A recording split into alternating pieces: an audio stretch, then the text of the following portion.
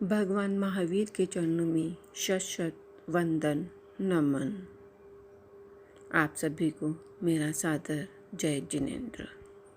25 बोल की श्रृंखला में हम आज 8वें बोल के बारे में जानकारी प्राप्त करेंगे। 8वें बोल है योग 15। मन, वचन और काया के आधार पर 15 बोल किए गए हैं। पहला मन। मनोयोग के आधार पर 4 भेद किए गए हैं: सत्य मनोयोग, असत्य मनोयोग, मिश्र मनोयोग और व्यवहार मनोयोग।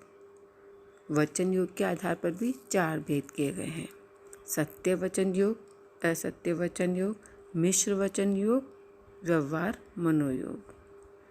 और काय योग के आधार पर 7 भेद किए गए हैं: औदारिक काय योग, औदारिक मिश्र काय योग, वैक्रिय काय योग, वैक्रिय मिश्र काय योग, आहारक काय योग, आहारक मिश्र काय योग, कार्मण काय योग। योग 15 होते हैं। मन, वचन, काया के संयोग से जो आत्मा की प्रवृत्ति हो रही है वह योग है। योग एक प्रकार का स्पंदन है जो आत्मा व पुद्गल वर्गणा के सहयोग से होता है। वर्तमान काल में योग एक प्रकार की साधना पद्धति अथवा आसन प्रयोग के अर्थ में प्रचलित है। अशुभ तथा शुभ दोनों प्रकार की क्रियाएं योग में हैं। योग से ही आत्मा में कर्मों का प्रवेश होता है, अतः योग आश्रव है। योग कर्मों का प्रवेश द्वार है। पहला मनोयोग है। मन के अंतर्गत जो भी चिंतन, मनन आदि किया जाता है, विचारणा की जाती है, वह मनोयोग है। मनोयोग अर्थात विचार करना। मनोयोग के 2 प्रकार से होता है: द्रव्य मन और भाव मन।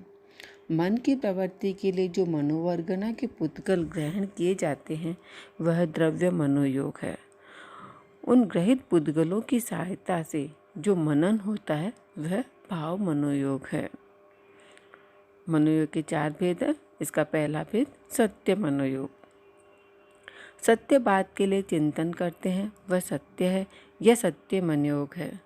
मन को सत्य निष्ठा पर केंद्रित रखना सत्य मनोयोग है। दूसरा है असत्य मनोयोग। असत्य बात के लिए चिंतन करते हैं, यह असत्य है, वह असत्य मनोयोग है। असत्य को केंद्रित करके मन की प्रवृत्ति करना असत्य मनोयोग है। तीसरा मिश्र मनोयोग।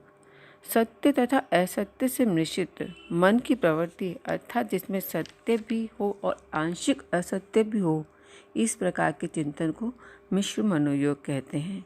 जैसे किसी जंगल में अनेक प्रकार के वृक्ष होने पर भी अशोक वृक्ष की अधिकता देखकर हम यह कहते हैं कि ये अशोक वन है। ऐसा सोचना सत्य असत्य का मिश्रण है। चौथा है व्यवहार मनोयोग। जो न सत्य हो और न ही असत्य हो ऐसा विचार चिंतन करना अथवा आमंत्रण, आदेश, याचना, प्रच्छा, परूपना आदि से संबंधित विचार करना व्यवहार मनोयोग है। अब दूसरा आता है वचन योग। की भी 4 भेद बताए गए हैं। वचन योग भाषा द्वारा होने वाले आत्मा के प्रयोग को वचन योग कहते हैं। वचन योग द्रव्य भाव इन 2 भेदों से जाना जा सकता है। वचन योग के 4 भेद। पहला सत्य वचन योग। सत्य भाषा के प्रयोग को सत्य भाषा वचन योग कहते हैं। दूसरा है असत्य वचन योग। जिस प्रकार से वस्तु का स्वरूप नहीं है उस स्वरूप में उसके लिए असत्य वचन का प्रयोग करना असत्य वचन योग है। तीसरा है मिश्र वचन योग। सत्य असत्य से मिश्रित वचन की प्रवृत्ति अर्थात आंशिक सत्य आंशिक असत्य हो, इस प्रकार के वचन का प्रयोग मिश्र वचन योग है। चौथा व्यवहार वचन योग।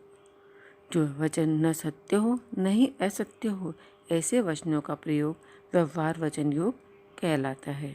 तीसरा काय योग। शरीर द्वारा हलन चलन की प्रवृत्ति काय योग है। काय योग 7 प्रकार के हैं ना। तो पहला काय योग होता है औदारिक काय योग। हम मनुष्य हैं, हमारे औदारिक शरीर है। इसके द्वारा हम जो भी प्रवृत्ति कर रहे हैं जैसे बोलना, देखना, चलना आदि, शरीर द्वारा हम जो क्रियाएं कर रहे हैं वह औदारिक शरीर है। यह शरीर पर्याप्त युक्त मनुष्य व तिर्यंचों में होता है। दूसरा आता है औदारिक मिश्र काय योग। औदारिक शरीर के साथ कार्बन, विक्रिय, आहारक शरीर के संयोग से होने वाली हलन चलन आदि की क्रियाओं को औदारिक मिश्र काय योग कहते हैं।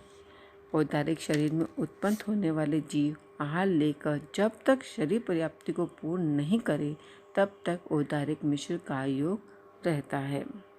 वैक्रिय लब्धि वाले मनुष्य या तिर्यंच वैक्रिय रूप बनाते हैं और जब वे मनुष्य और तिर्यंच वैक्रिय से औदारिक शरीर में आते हैं तब तक औदारिक मिश्र काय योग होता है। आहारक लब्धि वाले मुनि आहारक शरीर बनाते हैं और जब वे आहारक से औदारिक शरीर में आते हैं तब तक औदारिक मिश्र काय योग रहता है। तीसरा आता है वैक्रिय काय योग। देवों तथा नारकों के शरीर पर्याप्ति में पूर्णता के बाद और वैक्रिय लब्धि वाले मनुष्य व तिर्यंचों में लब्धिजन्य वैक्रिय शरीर बनाने के बाद वैक्रिय शरीर में जो क्रिया या प्रवृत्ति होती है वह वैक्रिय काय योग कहलाती है। चौथा है वैक्रिय मिश्र काय योग। वैक्रिय के साथ कार्बन अथवा औदारिक के सहयोग से जो संयुक्त क्रिया होती है वे वैक्रिय मिश्र काय योग कहलाती है। देवों और नारकों में उत्पन्न होने वाला जीव आहार लेकर जब तक शरीर पर्याप्ति पूर्ण नहीं करता तब तक वैक्रिय मिश्र काय योग रहता है। औदारिक शरीर वाले मनुष्य वैक्रिय लब्धि द्वारा जब वैक्रिय शरीर बनाते हैं तब वैक्रिय मिश्र काय योग होता है। पांचवा आता है आहारक काय योग। लब्धि द्वारा बनाए हुए पूर्ण आहारक शरीर की सहायता से तीर्थंकरों के पास शंका निवारण हेतु गमनागमन आदि की जो क्रिया होती है उसे आहारक काय योग कहते हैं। छठा आहारक मिश्र काय योग। मनुष्य औदारिक शरीर के द्वारा आहारक शरीर बनाता है तब आहारक मिश्र काय योग होता है। सातवां आता है कार्बन काय योग। कार्बन शरीर की सहायता से जो प्रवृत्ति होती है वह कार्बन काय योग कहते हैं। कार्बन काय योग प्राय अनाहारक अवस्था में ही होता है। जीव एक भाव से दूसरे भाव में जाता है तब वक्र गति से प्राय 2 समय तक अनाहारक अवस्था में रह सकता है। उस समय कार्बन काय योग होता है। एक समय की ऋजु गति में भी कार्बन काय योग होता है परंतु वह आहारक है। अपर्याप्त अवस्था में भी कार्बन काय योग होता है। कार्बन शरीर सभी संसारी जीवों में होता है अतः उसके किसी शरीर में मिश्र होने की संभावना ही नहीं होती, इसलिए कार्बन मिश्र काय योग नहीं होता है। तेजस व कार्बन शरीर सदैव एक साथ रहते हैं। तेजस शरीर का संबंध स्वतंत्र रूप से प्रयोग नहीं होता है। औदारिक आदि शरीर तो कार्बन का साथ छोड़ देते हैं पर तेजस शरीर कार्बन का साथ नहीं छोड़ता है, इसलिए जो क्रिया कार्बन शरीर के द्वारा होती है वह तेजस शरीर द्वारा भी होती है अतः तेजस काय योग नहीं होता है। तेजस शरीर का स्वतंत्र कोई कार्य नहीं होता है। मैंने 8वें बोल के बारे में कुछ गलत कहा हो तो तस्य मिच्छामि दुक्कड़म।